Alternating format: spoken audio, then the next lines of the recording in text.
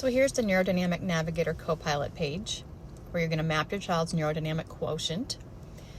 Because I do not let you enter legal names, including your own name or your child's name, I have you do a call sign.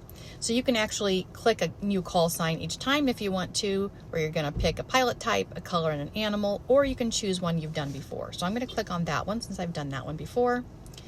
It's going to always make you check for safety beforehand.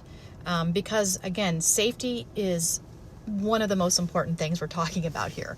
If a child is an actual physical threat, like you think that believe they're physically at threat, you need to become a first responder and remove them from that situation. Otherwise, we're talking about felt safety, and those are minor calculations that you can make. So we're going to click on felt safety here. And here we're going to input our different areas. So we're having a good blue sky moment. Oh, I clicked on demands are being high. Hopefully a blue sky moment, usually demands are low. Their battery is high, they've got good resources, but there's not a lot of strategic cost. This is not a really high demand situation like perhaps school. They're highly motivated because they're interested in what they're doing. And let's say I've got here, they're playing with friends. Okay, I understand that this is being generated by the input I have. There's nobody on the other end of this looking at these. And I'm going to see my results. So here you go. You're going to get your NDQ. First of all, it's going to show you up here at the top your safety, your NDQ, and your capacity. It's going to show you how it's calculated if you want to take a look at those things. It's going to say, here's what you can focus on. If there's anything to do, you can bridge an interest. The blue sky is wide open. Bridge any upcoming task through your pilot's special interest. This is the moment the afterburner can ignite. Here's some blue sky window reciprocal calibration topics here because your NDQ is high. You can put in an observation note if you want to. That might be something like relaxed body. Oops, if I can spell. Relaxed body. And happy voice. Okay, I'm going to save that note. If you needed a school teacher or a parent or a grandparent to know this, you can always copy this and you can share this briefing with someone else. And then here's just a summary of all those areas.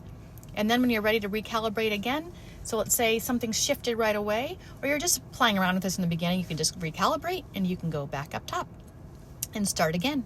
Now, if you've already done your pre-flight safety check and you don't need to check for your own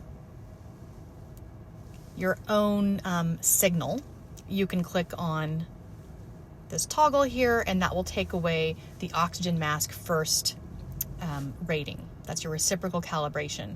Now, I encourage you, if you're actually rating your child in a moment to see where their NDQ is, I think you should rate yourself. We're looking for data points and patterns to try to figure out what helps them thrive and where are we crashing into the red zone.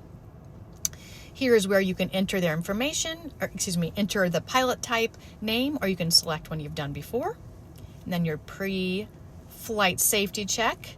And then all the things. Now, of course, you'll see more of these from me because I have been showing people this app, but this is where you will be.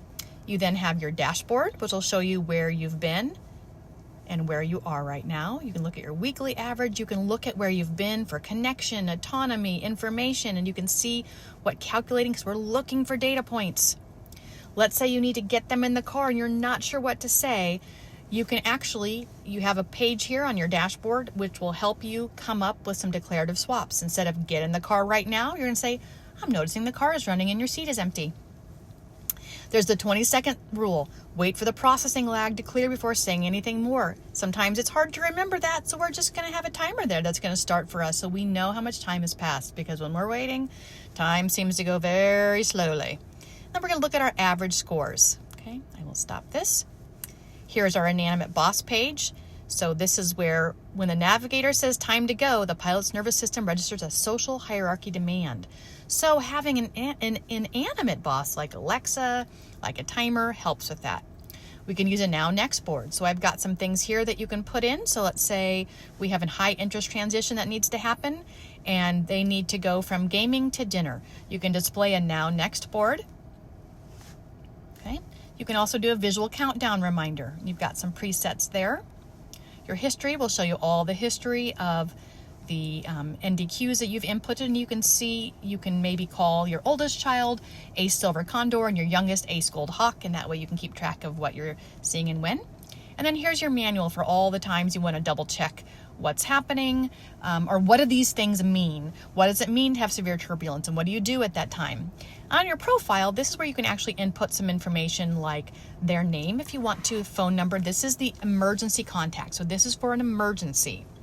The slider default, so let's say you believe your child is always in a low battery state because of sleep issues. You could actually click that battery is always low. Now, the problem with that, it's kind of hard to measure because sometimes we are going to look for subtle differences. So you can save these if you want, but don't always want you to. You can enable daily reminder, and you can do, so these sections here, import code from companion app. That companion app is still in production. But here are other areas. Here is your trends, and here's a place you can send some feedback, and of course you can delete everything if you want to, and that was just fine. Now we're going to go back to home for a moment, because up at the top I have a safety crisis protocol. You'll also see the Mayday button right down there. So if I clicked on the safety crisis protocol, this is one, is this a life-threatening emergency? Because I don't want someone mistaking this app for something that can help in an emergency and someone gets hurt. So if this is a life-threatening emergency, you need to call 911. And so you're going to skip this app entirely. There's no room for this NDQ app. You're going to